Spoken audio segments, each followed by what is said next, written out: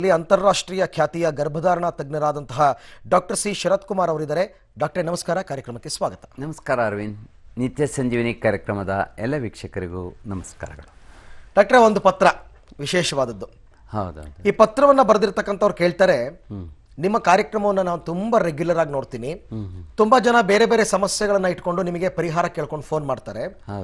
ತುಂಬಾ ಸಮಸ್ಯೆಗಳಿಗೆ ತಾವು ಅವಾಗ ಈ PRP ಟ್ರೀಟ್ಮೆಂಟ್ ಬಗ್ಗೆ ಹೇಳ್ತಾ ಇರ್ತೀರಾ. ಈ PRP ಅಂತಕ್ಕಂಥದ್ದು ಅಷ್ಟೊಂದು ಮುಖ್ಯನಾ? ಎಲ್ಲಾ ಟ್ರೀಟ್ಮೆಂಟ್ಗೂ ಒಂದು ರೀತಿ ಸಿದ್ಧೌಷಧನ? ಏನಿದು PRP ಅಂತಂದ್ರೆ?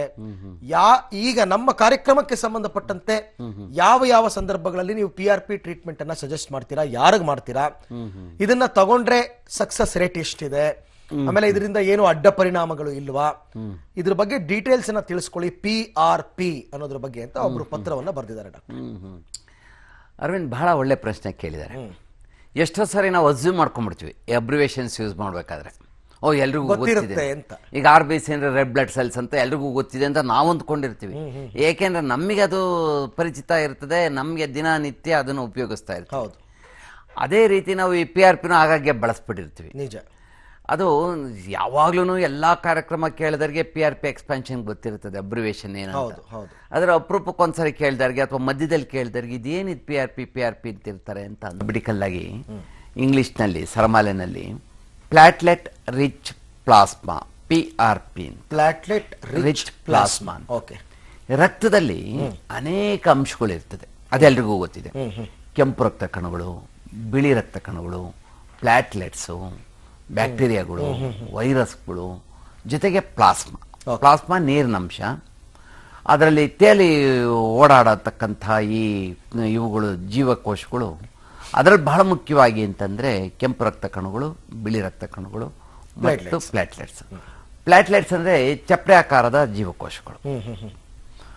ಅವುಗಳು ಬಹಳ ಪ್ರಮುಖ ಪಾತ್ರವನ್ನು ವಹಿಸ್ತವೆ ದೇಹದ ಒಂದು ಈ ರಚನೆಯಲ್ಲಿ. ಜೊತೆಲಿ ಎಲ್ಲೇ ದೇಹಕ್ಕೆ ಹಾನಿ ಉಂಟಾದ್ರೆ ಈ ಪ್ಲಾಟ್ಲೆಟ್ಸ್ಗಳು ಸಮರೋಪಾದಿಯಲ್ಲಿ ಯೋಧರಂತೆ ಹೋಗಿ ಅಲ್ಲಿ ರಿಪೇರ್ಗಳನ್ನು ಮಾಡ್ತವೆ. ಹೌದು. ನಮ್ಮ ದೇಶದ ಯೋಧರು ಎಲ್ಲಾದ್ರೂ ಏನಾದ್ರೂ ದೊಡ್ಡ ಅನಾಹುತ ಆದ್ರೆ ಅಥವಾ ಭೀಕರ ಹೌದು ಹೆಲಿಕಾಪ್ಟರ್ಗಳಲ್ಲಿ ಬಂದು ಇಳಿದ್ರೆ, ಅದೇ ರೀತಿ ಎಲ್ಲಾದ್ರೂ ಕಟ್ ಆದ್ರೆ, ಇಂಜುರಿ ಆದ್ರೆ, ಏಟ್ ಬಿದ್ರೆ, ಪೆಟ್ ಬಿದ್ರೆ, ಅಥವಾ ಎಲ್ಲಾದ್ರೂ ಈ ಬ್ಯಾಕ್ಟೀರಿಯಾಗಳು ನಮ್ಮ ಶರೀರನ ಅಟ್ಯಾಕ್ ಮಾಡಿದ್ರೆ ತಕ್ಷಣ ಇವು ರೋಗ ನಿರೋಧಕ ಶಕ್ತಿಯನ್ನು ಉಳ್ಳತಕ್ಕಂಥ ಮತ್ತು ಈ ಆಕ್ರಮಣ ಮಾಡತಕ್ಕಂಥ ಕ್ರಿಮಿಗಳ ವಿರುದ್ಧ ಹೋರಾಡತಕ್ಕಂತಹ ಮತ್ತು ಹೋರಾಟ ನಿಂತ ಮೇಲೆ ರಿಪೇರ್ ವರ್ಕ್ ಮಾಡೋದಂತ. ನಮ್ಮ ಯೋಧರುಗಳು ನಾವು ಆಗಾಗ್ಗೆ ಓದ್ತಿರ್ತೀವಿ, ಬ್ರಿಡ್ಜ್ ರಿಪೇರಿ ಮಾಡಿದ್ರು, ಏರ್ಪೋರ್ಟ್ನ ರಿಪೇರಿ ಮಾಡಿದ್ರು ಯೋಧರು ಅಂತ. ಅದೇ ರೀತಿ ಏನು ನಮ್ಮ ದೇಹಕ್ಕೆ ಹಾನಿ ಆಗುತ್ತೆ ಅದನ್ನ ಸಂಪೂರ್ಣವಾಗಿ ಸರಿಪಡಿಸತಕ್ಕಂತಹ ಜವಾಬ್ದಾರಿ ಪ್ಲಾಟ್ಲೆಟ್ಸ್. ಅಂದ್ರೆ ದೇಹದ ಬಹಳ ಮುಖ್ಯವಾದ ಒಂದು ಜೀವಕೋಶಗಳು ಈ ಪ್ಲಾಟ್ಲೆಟ್ಸ್ ಮತ್ತು ಪ್ಲಾಸ್ಮಾ ರಕ್ತದಲ್ಲಿರ್ತಕ್ಕಂಥ ನೀರಿನ ಅಂಶ. ಅದರಲ್ಲೂ ಸಹ ಬೇಕಾದಷ್ಟು ಗುಣಗಳಿದೆ. ಈ ರಕ್ತವನ್ನು ಹೆಪ್ಪುಗಟ್ಟೆ ಮಾಡೋದು ಮತ್ತು ರೋಗ ನಿರೋಧಕ ಶಕ್ತಿಯನ್ನು ಕೂಡ ಹೊಂದಿದೆ. ಈ ಪ್ಲಾಟ್ಲೆಟ್ಸ್ ಇನ್ನೊಂದು ಗುಣ ಅಂತಂದ್ರೆ, ನಾವು ಶರೀರದ ಯಾವುದೇ ಒಂದು ಅಂಗಾಂಗಕ್ಕೆ ಈ ಪ್ಲಾಟ್ಲೆಟ್ಸ್ ಅನ್ನ ನಾವು ಚುಚ್ಚು ಮದ್ದಿನ ಮುಖಾಂತರ ಇಂಜೆಕ್ಟ್ ಮಾಡಿದ್ರೆ ಆ ದೇಹದ ಆ ಅಂಗಾಂಗದಲ್ಲಿರ್ತಕ್ಕಂಥ ಜೀವಕೋಶಗಳನ್ನ ಹೊಂದ್ಕೊಂಡು ಹೋಗತಕ್ಕಂತಹ ಶಕ್ತಿ ಕೂಡ ಇದೆ. ಇವುಗಳನ್ನ ಬೇಕಾದಷ್ಟು ವೈದ್ಯಕೀಯ ಪದ್ಧತಿನಲ್ಲಿ ವೈದ್ಯರುಗಳು, ಬೇರೆ ಬೇರೆ ರೀತಿಯ ವೈದ್ಯರುಗಳು ಉಪಯೋಗಿಸ್ತಾರೆ. ಆರ್ಥೋಪೆಡಿಕ್ ಸರ್ಜನ್ಸ್ ಉಪಯೋಗಿಸ್ತಾರೆ ಈ ಜಾಯಿಂಟ್ಗಳಿಗೆ ಇಂಜೆಕ್ಟ್ ಮಾಡಲಿಕ್ಕೆ. ಈ skin and hair transplant doctors use ಮಾಡ್ತಾರೆ. ಈ ಸ್ಕ್ಯಾಲ್ಪೆಲ್ಗೆ ಅಂತಂದ್ರೆ ನಮ್ಮ ಸ್ಕ್ಯಾಲ್ಪ್ಗೆ ಅಂತಂದ್ರೆ ಮೆದುಳಿನ ಮೇಲ್ಪರ್ದರೆಗೆ ಕೂದಲನ್ನ ಅಂಟಿಸೋದಕ್ಕೋಸ್ಕರ ಈ ಪ್ಲಾಸ್ಮಾನ ಉಪಯೋಗಿಸ್ತಾರೆ. ಹಾಗೆ ಈ ಪ್ಲಾಸ್ಟಿಕ್ ಸರ್ಜನ್ಸ್ ಈ ಸ್ತನಗಳ ಗಾತ್ರವನ್ನು ಹೆಚ್ಚಿಸೋದಕ್ಕೆ ಈ ಪ್ಲಾಸ್ಮಾನ ಇಂಜೆಕ್ಟ್ ಮಾಡ್ತಾರೆ. ಹೀಗೆ ಹಲವಾರು ತಜ್ಞ ವೈದ್ಯರುಗಳು ಅವರವರ ಒಂದೊಂದು ತಜ್ಞತೆಯ ಪ್ರಕಾರ ಈ ಪ್ಲಾಟ್ಲೆಟ್ ರಿಚ್ ಪ್ಲಾಸ್ಮಾನ ಉಪಯೋಗಿಸ್ಕೊಂಡ್ ಬಂದಿದ್ದಾರೆ. ಅದೇ ರೀತಿ ಶಿಶುವಿಗೆ ಆಗಿರತಕ್ಕಂತಹ ಹಾನಿಯನ್ನ, ಅಂದ್ರೆ ನಿಮಿರಿಕೆ ದೋಷ ಇರ್ಬೋದು, ಕುಗ್ಗಿಯೋಗಿರ್ಬೋದು, ಕುಬ್ಜವಾಗಿರ್ಬೋದು, ಅಥವಾ ಪೆರೋನಿಸ್ ಡಿಸೀಸ್ ಆಗಿ ಡೊಂಕಾಗಿರ್ಬೋದು, ಅಥವಾ ವಕ್ರವಾಗಿರ್ಬೋದು. ಇಂತಹ ಸಂದರ್ಭಗಳಲ್ಲಿ ನಾವು ಶಿಶುವಿಗೆ ನೇರವಾಗಿ ಅದೇ ವ್ಯಕ್ತಿಯ ರಕ್ತವನ್ನು ತೆಗೆದುಕೊಂಡು ಅದರಲ್ಲಿರ್ತಕ್ಕಂತಹ ಪ್ಲಾಸ್ಮಾ ಮತ್ತು ಪ್ಲಾಟ್ಲೆಟ್ಸ್ ಎರಡನ್ನು ಬೇರ್ಪಡಿಸಿ ನೇರವಾಗಿ ಶಿಶ್ನುಗೆ ಇಂಜೆಕ್ಟ್ ಮಾಡೋದಕ್ಕೆ ನಾವು PRP, ಪೀನೈಲ್ PRP ಅಂತೀವಿ. PRP ಬೇರೆ ಬೇರೆ ಕಡೆ ಉಪಯೋಗಿಸ್ತಾರೆ. ಪೀನೈಲ್ PRP ಅದನ್ನ ಇದರಲ್ಲಿ 3 ವಿಶೇಷ ಗುಣಗಳಿದೆ.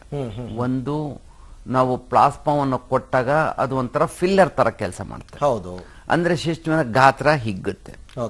ಪ್ಲಾಟ್ಲೆಟ್ಸ್ಗಳನ್ನು ಕೊಟ್ಟಾಗ ಶಿಶ್ನುವಿನಲ್ಲಿ ಏನು ಹಾನಿಯಾಗಿರ್ತದೆ, ಫೈಬ್ರೋಸಿಸ್ ಆಗಿರ್ಬೋದು, ನೆಕ್ರೋಸಿಸ್ ಆಗಿರ್ಬೋದು, ಅಥವಾ ಈವನ್ ಕ್ಯಾಲ್ಸಿಫಿಕೇಶನ್ಸ್ ಆಗಿರ್ಬೋದು, ಪೆರಿನಿಸ್ ಡಿಸೀಸ್ ಆಗಿರ್ಬೋದು, ಅದನ್ನ ರಿಪೇರಿ ಮಾಡತಕ್ಕಂತಹ ಗುರುತರವಾದ ಜವಾಬ್ದಾರಿ ಈ ಪ್ಲಾಟ್ಲೆಟ್ಸ್ ಮೇಲೆ ಮಾಡುತ್ತೆ. ಜೊತೆಗೆ ಹೊಸದಾಗಿ ರಕ್ತ ಚಲನೆಯನ್ನು ಆರಂಭ ಮಾಡುವ ಶಕ್ತಿ ಕೂಡ ಇದೆ. ರಕ್ತನಳಿಕೆಗಳು ಡ್ಯಾಮೇಜ್ ಆಗಿದ್ರೆ ಅವಳನ್ನ ರಿಪೇರಿ ಮಾಡತಕ್ಕಂಥ ಶಕ್ತಿ ಕೂಡ ಪ್ಲಾಟ್ಲೆಟ್ಸ್. ಜೊತೆಗೆ ಸೋಂಕೇನಾದ್ರೂ ಉಂಟಾಗಿದ್ರೆ ಅದ್ರೊಳಗಡೆ ಆ ಸೋಂಕನ್ನ ತಡೆಗಟ್ಟುವ ಮತ್ತು ಅದನ್ನ ವಿರುದ್ಧ ಹೋರಾಡತಕ್ಕಂತಹ ಶಕ್ತಿ ಕೂಡ ಇದೆ. ಅಂದ್ರೆ ಬ್ಯಾಕ್ಟೀರಿಯಾಗಳಿರ್ಬೋದು, ವೈರಸ್ ಇರ್ಬೋದು, ಅವುಗಳನ್ನ ನಾಶಪಡಿಸತಕ್ಕಂತಹ ಶಕ್ತಿ ಕೂಡ ಈ ಪ್ಲಾಟ್ಲೆಟ್ ರಿಚ್ ಪ್ಲಾಸ್ಮಾಗಳಿಗಿದೆ. ನಾವು ಇಂಜೆಕ್ಟ್ ಮಾಡಿದಾಗ ಏನಾಗುತ್ತೆ, ಪ್ಲಾಟ್ಲೆಟ್ಸು ಅಲ್ಲಿ ಹೋಗಿ ಅದರಲ್ಲಿ ಬೇಕಾದಷ್ಟು ಫ್ಯಾಕ್ಟರ್ಸ್ ಇರ್ತದೆ, ಗ್ರೋತ್ ಫ್ಯಾಕ್ಟರ್ಸು, ರೋಗ ನಿರೋಧಕ ಫ್ಯಾಕ್ಟರ್ಸ್ಗಳು, ಅವೆಲ್ಲ ಒಂದುಗೂಡಿ ಶಿಶ್ನುವನ್ನ ಒಂದು ರಿಪೇರ್ ಕೆಲಸವನ್ನು ಶುರು ಮಾಡ್ತವೆ. ಸರಿ. ಹಾಗಾಗಿ ಶಿಶ್ನುವಿನ ನಮಗೆ ಬರ್ತಕ್ಕಂತ ಬಹುತೇಕ ಕರೆಗಳೇನು, ನಿಮಿರಿಕೆ ದೋಷ ಇದೆ. ಶಿಶ್ನು ಕುಬ್ಜ ಆಗೋಗಿದೆ. ಮೊದಲು ತುಂಬಾ ಚೆನ್ನಾಗಿತ್ತು, 6 ಇಂಚು 6.5 ಇಂಚ್ ಇತ್ತು, ಇತ್ತೀಚೆಗೆ ಬರೀ 3.5-4 ಇಂಚಿಗೆ ಆಗೋಗ್ಬಿಟ್ಟಿದೆ, ಕುಬ್ಜ ಆಗ್ಬಿಟ್ಟಿದೆ. ಶೀಘ್ರವಾಗಿ ಸ್ಖಲನ ಆಗ್ತದೆ, ನರಗಳೆಲ್ಲ ದೌರ್ಬಲ್ಯ ಆಗೋಗಿದೆ. ನಿಮಿರಿಕೆ ಇನ್ನೇನು ಸಂಭೋಗ ಮಾಡೋಣ ಅಂತ ಇನ್ನೇನು ಸ್ಟಾರ್ಟ್ ಮಾಡೋ ಅಷ್ಟೊತ್ತಿಗೆ ಬಿದ್ದೋಗ್ಬಿಡುತ್ತೆ. ಅಂದ್ರೆ ಎರೆಕ್ಟೈಲ್ ಡಿಸ್ಫಂಕ್ಷನ್ ಇರ್ತದೆ, ನಿಮಿರಿಕೆ ದೋಷ ಆಗಿರ್ತದೆ, ಶಿಶ್ನು ಕುಬ್ಜ ಆಗಿರ್ತದೆ, ಸಣ್ಣದಾಗಿರ್ತದೆ, ಡೊಂಕಾಗಿರ್ತದೆ, ವಕ್ರವಾಗಿರ್ತದೆ.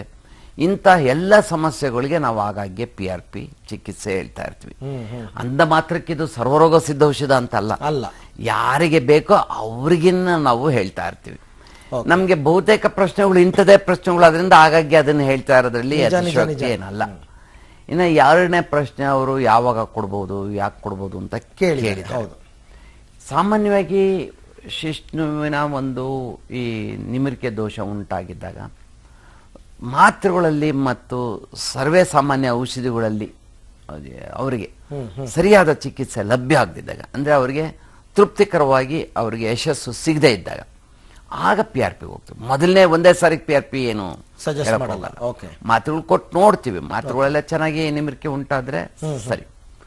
ಆದರೆ ಈ ಪೆರಿನಿಸ್ ಡಿಸೀಸ್, ವಕ್ರವಾಗಿರೋ ಶಿಶ್ನು ಅಥವಾ ಡೊಂಕಾಗಿರೋ ಶಿಶ್ನು ಅಥವಾ ಒಳಗಡೆ ಏನಾದ್ರೂ ಫ್ರಾಕ್ಚರ್ ಆಗಿ ಏನಾದ್ರೂ ತೊಂದರೆ ಆಗಿದ್ದಾಗ ಆಗ ನೇರವಾಗಿ ಮೊದಲನೇ PRP ನ ಸಜೆಸ್ಟ್ ಮಾಡೋ ಸಾಧ್ಯತೆ ಇದೆ. ಯಾಕೆ ಅವಾಗ ಟ್ಯಾಬ್ಲೆಟ್ ಮಾತ್ರೆಗಳು ಕೆಲಸ ಆಗಲ್ಲ. ಈಗ ಫಾರ್ ಎಕ್ಸಾಂಪಲ್ ಕ್ಯಾಲ್ಸಿಫಿಕೇಶನ್ ಆಗಿದ್ರೆ ಮಾತ್ರೆಗಳು ಹೋಗಿ ಅಲ್ಲಿರೋ ಕ್ಯಾಲ್ಸಿಫಿಕೇಶನ್ ಅಥವಾ ಫೈಬ್ರೋಸಿಸ್ ನಾರ್ ಕಟ್ಟಿರೋದನ್ನ ಅಥವಾ ಉದ್ದ ದಪ್ಪ ಮಾಡೋದಕ್ಕೆ ಸಾಧ್ಯ ಆಗೋದಿಲ್ಲ. ಆಗ PRPನೇ ಪ್ರಪ್ರಥಮ ಅಂದ್ರೆ ಮೊದಲನೇ ಲೈನ್ ಆಫ್ ಆಕ್ಷನ್ ಆಗುತ್ತೆ. ಇನ್ನು ಬೇರೆ ಬೇರೆ ಸಂದರ್ಭಗಳಲ್ಲಿ ಕೂಡ PRP 2ನೇ ಅಥವಾ 3ನೇ ಹಂತದಲ್ಲಿ ನಾವು ಕೊಡೋ ಸಾಧ್ಯತೆ ಇದೆ. ಇನ್ನು ಅವರು ಇನ್ನೊಂದು ಪ್ರಶ್ನೆ ಕೇಳಿದ್ರು, ಅಡ್ಡ ಪರಿಣಾಮ. ಹೌದು, ಯಾವುದೇ ಚಿಕಿತ್ಸೆನಲ್ಲಿ 1,000ಕ್ಕೊಂದು 10,000ಕ್ಕೊಂದು ಲಕ್ಷಕ್ಕೊಂದು ತೊಂದರೆ ಉಂಟಾಗಬಹುದು. PRPನಲ್ಲಿ ಅಂತಹ ತೊಂದರೆಗಳು ಅಷ್ಟಾಗಿ ಕಂಡು ಬಂದಿಲ್ಲ. ಅಂದ್ರೆ ಕರೆಕ್ಟ್ ಆಗಿ ಹೇಳಿದ್ರೆ ಅರವಿಂದ್, ಈಗ ಅದೇ ವ್ಯಕ್ತಿಯ ರಕ್ತವನ್ನು ತೆಗೆದುಕೊಂಡು ಅವ್ರದೇ ಪ್ಲಾಸ್ಮಾವನ್ನ ಮತ್ತು ಅವ್ರದೇ ಪ್ಲಾಟ್ಲೆಟ್ಸ್ ಅನ್ನ ನೇರವಾಗಿ ಶಿಶ್ನುಗೆ ಇಂಜೆಕ್ಟ್ ಮಾಡೋದ್ರಿಂದ ಅಲ್ಲಿ ಯಾವುದೇ ರಿಯಾಕ್ಷನ್ ಆಗ್ಲಿ ಅಡ್ಡ ಪರಿಣಾಮ ಆಗ್ಲಿ ಆಗ ಸಾಧ್ಯತೆ ಇಲ್ಲ. ಆದ್ರೂ ಕೆಲವೊಮ್ಮೆ ಏನಾಗುತ್ತೆ, ಚುಚ್ಚಿದ ಜಾಗದಲ್ಲಿ ನೋವಾಗ್ಬೋದು. ಅನಸ್ತೇಷಿಯಾ ಕೊಟ್ಟು ಮಾಡಿರ್ತೀವಿ, ಆದ್ರೂ ಸಹ ನೋವು ಉಂಟಾಗಬಹುದು. ಕೆಲವ್ರಿಗೆ ಸಣ್ಣ ಪುಟ್ಟ ಇರುವೆ ಚುಚ್ಚಿದ ನೋವನ್ನು ಸಹಿಸಕ್ಕಾಗಲ್ಲ, ನೋವಾಯ್ತು ಅಂತಾರೆ. ಅದನ್ನ ನಾವು ಅಡ್ಡ ಪರಿಣಾಮ ಅಂತ ಕನ್ಸಿಡರ್ ಮಾಡ್ಲೇಬೇಕಾಗತ್ತೆ. ಇನ್ನು 2ನೇದು, ಅದು ಚುಚ್ಚಿದ ಜಾಗದಲ್ಲಿ ಸ್ವಲ್ಪ ಕೆಲವು ಸಾರಿ ಊತ ಬರೋ ಸಾಧ್ಯತೆ ಇದೆ, ಸಬ್ಕ್ಯೂಟೇನಿಯಸ್ ಹೆಮರೇಜ್ ಆಗಿ. ನಾವು ಯಾವುದೇ ಇಂಜೆಕ್ಷನ್ ದೇಹದ ಯಾವುದೇ ಭಾಗಕ್ಕೆ ಕೊಟ್ಟರು ಒಂದು ರೀತಿಯಲ್ಲಿ ಲೋಕಲ್ ರಿಯಾಕ್ಷನ್, ಲೋಕಲ್ ಗಂಟಾಗೋದು, ಅಲ್ಲಿ 1-2-3 ದಿವಸ ಊತ ಬರೋದು, ನೋವಾಗೋದು ಅದಾಗುತ್ತೆ. ಬರೀ ಸೂಜಿ ಚುಚ್ಚಿರೇನೆ ಆಗುತ್ತೆ. ಅಲ್ಲಿಗೆ ನಾವೇನು ಒಳಗಡಿಕೆ ಚುಚ್ಚುಮದ್ದಿನ ಮುಖಾಂತರ ಔಷಧಿ ಏನು ಕೊಡ್ಬೇಕು ಅಂತ ಏನಿಲ್ಲ.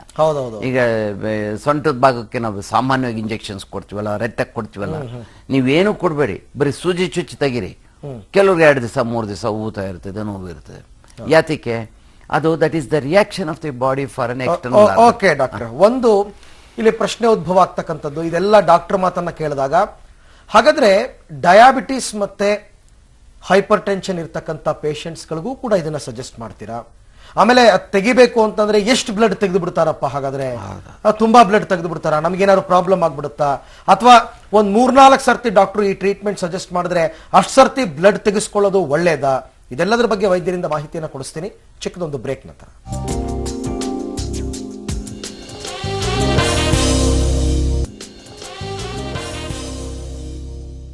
ನಿತ್ಯ ಸಂಜೀವಿನಿ ವಿಶೇಷ ಕಾರ್ಯಕ್ರಮಕ್ಕೆ ಮತ್ತೊಮ್ಮೆ ಸ್ವಾಗತ. ಇವತ್ತಿನ ನಮ್ಮ ಕಾರ್ಯಕ್ರಮದಲ್ಲಿ ವೈದ್ಯರು PRP ಟ್ರೀಟ್ಮೆಂಟ್ ಲೈಂಗಿಕ ಸಮಸ್ಯೆಗಳಿಗೆ ಸಂಬಂಧಪಟ್ಟಂತೆ ಎಲ್ಲೆಲ್ಲಿ ಕೊಡಬಹುದು ಅಂತ ಒಬ್ರು ಪತ್ರ ಬರೆದು ಕೇಳಿದ್ರು. ಅದರ ಅಡ್ಡ ಪರಿಣಾಮ ಏನು, ಯಾರು ಕೊಡಬಹುದು, ಹೇಗೆ ಅಂತ ವಿವರವಾಗಿ ಡಾಕ್ಟರ್ ತಿಳಿಸ್ತಾ ಇದ್ದಾರೆ. ಮಾತುಕತೆಯನ್ನು ಮುಂದುವರಿಸ್ತೀನಿ ಡಾಕ್ಟರ್ ಶರತ್ ಕುಮಾರ್ ಅವ್ರ ಜೊತೆಯಲ್ಲಿ. ಡಾಕ್ಟ್ರೆ, ಹಾಗಾದ್ರೆ ಕೆಲವರಿಗೆ ಈ ಎರೆಕ್ಟೈಲ್ ಡಿಸ್ಫಂಕ್ಷನ್, ಡಯಾಬಿಟಿಸ್ ಇರೋರಿಗೆ ಬೇಗ ಆಗುತ್ತೆ ಅಂತ ತಾವು ಎಷ್ಟೋ ಕಾರ್ಯಕ್ರಮದಲ್ಲಿ ಹೇಳಿದೀರಾ. BP ಇರೋರ್ಗೆ ಆಗುತ್ತೆ ಅಂತ ಹೇಳಿದೀರಾ. ಈ ತರ BP ಡಯಾಬಿಟಿಸ್ ಇರೋರ್ಗೂ ಕೂಡ PRP ಕೊಡಬಹುದಾ? ಖಂಡಿತ ಕೊಡ್ಬೋದು. ಆದ್ರೆ ಈ ಡಯಾಬಿಟಿಸ್ ಇರೋರಿಗೆ ಶುಗರ್ ಕಂಟ್ರೋಲ್ ಆಗಿದ್ದಾಗ ಕೊಡ್ಬೇಕು. ಕಂಟ್ರೋಲ್ ಅಲ್ಲಿ ಇದ್ದಾಗ ಒಂದು ಶುಗರ್ ರ್ಯಾಂಡಮ್ ಬ್ಲಡ್ ಶುಗರ್ ಒಂದು 160, 120 ಅಥವಾ 200 ಒಳಗಡೆ ಇದ್ದಾಗ, ತುಂಬಾ ಜಾಸ್ತಿ ಶುಗರ್ ಇದ್ದಾಗ ಸಾಮಾನ್ಯವಾಗಿ ನಾವು ಯಾವುದೇ ಚಿಕಿತ್ಸೆ ಕೊಡೋದಕ್ಕೆ ಹಿಂದೇಟ್ ಆಗ್ತೀವಿ.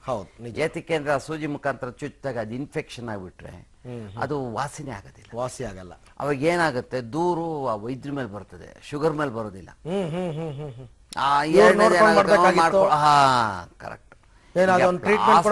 ಏನ್ ತೊಂದರೆ ಆಗೋದಿಲ್ಲ. ಆದ್ರೆ ಚುಚ್ಚೋ ಒಂದು ಏನ್ ವಿಧಾನ ಇದೆ, ಆ ಚುಚ್ಚೋ ರೀತಿನಲ್ಲಿ ಏನಾದ್ರೂ ಒಂದು ಸೋಂಕು ಉಂಟಾದ್ರೆ ಸುಲಭ ವಾಸಿ ಆಗಲ್ಲ. ಈಗ ಉದಾಹರಣೆಗೆ ನಾವು ಸೊಂಟಕ್ಕೆ ರಟ್ಟೆಗೆ ಇಂಜೆಕ್ಷನ್ ಕೊಡ್ತಿರ್ತೀವಿ. ಒಂದ್ 10,000 ಒಂದು ಇಂಜೆಕ್ಷನ್ ಒಂದು ಅಪ್ಸಿಸ್ ಆಗ್ಬೋದು. ಯಾವುದೇ ವೈದ್ಯ ಯಾವುದೇ ಆಸ್ಪತ್ರೆಯಲ್ಲಿ ಎಷ್ಟೇ ಸ್ಟೆರಿಲಿಟಿ ಇದನ್ನ ಮಾಡ್ಕೊಂಡಿದ್ರು, ಡಿಸ್ಪೋಸಬಲ್ ಯೂಸ್ ಮಾಡಿದ್ರು, ಯಾತಕ್ಕೆಂದ್ರೆ ಚರ್ಮದ ಮೇಲೆ ಇರತಕ್ಕಂತಹ ಕ್ರಿಮಿಗಳು ಒಳಕ್ ಹೋಗ್ತಾವಲ್ಲ. ಹೌದು. ಗಾಳಿಲಿರತಕ್ಕಂತ ಕ್ರಿಮಿಗಳು ಸೂಜಿ ಮನೆ ಮೇಲೆ ಕುಳಿತುಕೋಬಹುದು, ಅವು ಒಳಗ್ ಹೋಗ್ಬೋದು. ನಾವೇನೋ ಸ್ಟರೈಲ್ ಯೂಸ್ ಮಾಡ್ಬೋದು, ಆದ್ರೆ ಸುತ್ತಮುತ್ತ ಇರೋ ಗಾಳಿನೇ ಆಗ್ಲಿ ಆ ಚರ್ಮನೇ ಆಗ್ಲಿ ನಾವು ಸಂಪೂರ್ಣವಾಗಿ ಸ್ಟರೈಲ್ ಮಾಡ್ಲಿಕ್ಕೆ ಸಾಧ್ಯ ಇಲ್ಲದೆ ಇರತಕ್ಕಂತ ಪರಿಸ್ಥಿತಿಗಳು ಇರ್ತವೆ. ನಿಜ. ಅಂತ ಸಂದರ್ಭಗಳಲ್ಲಿ 10,000 ಅಥವಾ 1,00,000 ನಾವು ನೋಡ್ತಾನೆ ಇರ್ತೀವಿ, ಇಂಜೆಕ್ಷನ್ ಅಪ್ಸಿಸ್ ಆಗಿ ಬರ್ತವೆ. ಅದೇ ರೀತಿ ಶಿಷ್ಣುವಿಗೆ ಕೊಡ್ಬೇಕಾದ್ರೂ ಕೂಡ ಎಲ್ಲ 1,00,000 ಇದು ಆಗ್ಬೋದು. ಅದೇ ಸಮಯದಲ್ಲಿ ಅವ್ರಿಗೆ ಡಯಾಬಿಟಿಸ್ ಇದ್ರೆ ಏನಾಗೋಗುತ್ತೆ, ಸುಲಭ ವಾಸಿ ಆಗೋದಿಲ್ಲ. ಅದಕ್ಕೋಸ್ಕರ ಡಯಾಬಿಟಿಸ್ ಕಂಟ್ರೋಲ್ ಆಗಿದ್ದಾಗ ಕೊಡ್ತೀವಿ.